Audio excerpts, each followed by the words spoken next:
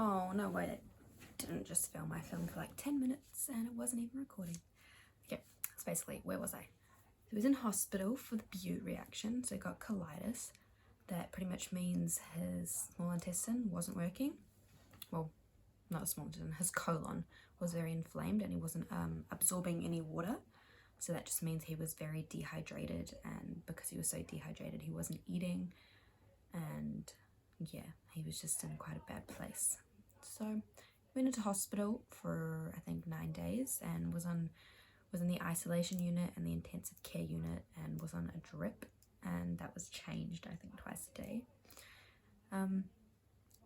It's not really much to it. He just spent a week there until he recovered, and then we spent a good chunk of the time after he came out of hospital just building up his gut bacteria and his hindgut, making sure that was all healthy, and it was, so that was good.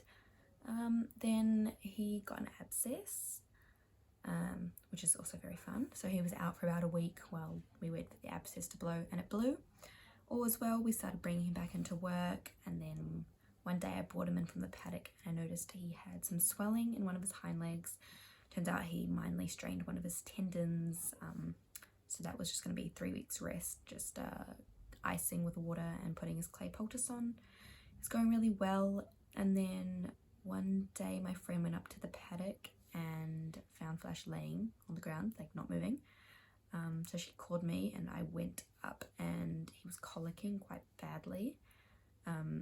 He was lying down, he went down once we were walking around. He went down and we couldn't get him back up. He just wouldn't. He was exhausted and just wasn't feeling well. Got the vets out. They did an ultrasound on his stomach, abdomen, and they did an ultrasound to see his small intestines, and the vet's face went from like concentrating to basically his small intestine had stopped working. He had compaction colic. So that basically means his small intestine wasn't like expanding and contracting to maneuver the food down all the way through his small intestines. Basically the food was stuck, and without help he would have died, which is fun. So the vets basically said to me he needs to go to hospital, he needs colic surgery. This was not good news because a lot of horses don't make it out of colic surgery, and then a lot of horses, if they do make it through the colic surgery, they don't make it for the recovery period. So as one would say, I was having a mental breakdown. I don't remember much of that night. It's very, very blurry. All I remember is that when we arrived at the vets, he was rushed into the operation room. Everyone was ready, everything was sterilized, he was ready to go. And they was like, we're just gonna do another ultrasound just to see what's happening if anything's got worse. They did the ultrasound and they were like, nothing's wrong. His small intestines, they're working, he's fine. And the vet said they don't believe in miracles, but it is a miracle that Flash recovered. Horses don't recover from compaction colic by themselves. They do not. It is impossible. They can't recover. So we to this day do not know how he is alive, but he is. That's all that matters. He was on a drip and put into just kind of like a little store, hit in the high care unit, not the isolation unit. So he's around other horses. And he was doing really well, so he went out into like the little vet paddocks they have just to have some grass, graze, be a horse. You know the call. And then he had a bit of a temperature the last 2 days. It wasn't anything too high, but they were like, he does have a bit of a temperature. We don't know what this means, but he does have one. It's gone away, he's fine, and they scoped him this morning just because of the amount of food he's been eating is not a lot. And we found that he has moderate gastric ulcers again. This is really annoying because he had them at the start of the year, and I've worked a lot to get him up to health and not be sensitive. He is still a bit sensitive around his stomach to touch, like he doesn't like it. He won't do anything, but you can tell he does not like it, just residual pain.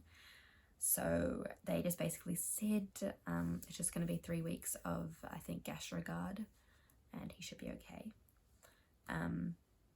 It's the annoying part that we had them and we have them again, because people know ulcers aren't fun. They're basically just small lesions from the stomach acid burning through their stomach tissue isn't very pleasant, quite painful.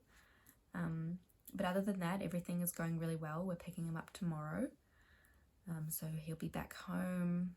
And then the vets basically said he's not injured anymore. His tendon's completely healed. So I'll probably give him a couple days just to settle in and not have his stomach be very aggravated. And then we'll start work again. Basically, it's going to be a week of in-hand work, walking over poles, walking up hills.